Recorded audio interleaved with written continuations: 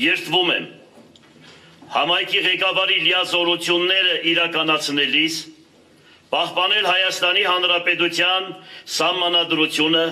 օրենքները, համայնքի ավականու որոշումները, ազնվորեն և բարեխղճորեն կատարել համայնքի ղեկավարի լիազորությունները, ծառայել քաղաքի բարգավաճմանը, գործել ի բարօրություն նրա բնակիչների։ Ինչն է մեզ միավորում, մեր հակասական բնավորություններով ինձ և պարոն քաղաքապետին, այս քաղաքի նկատմամբ սերը, այս քաղաքի նկատմամբ նվիրվածությունը,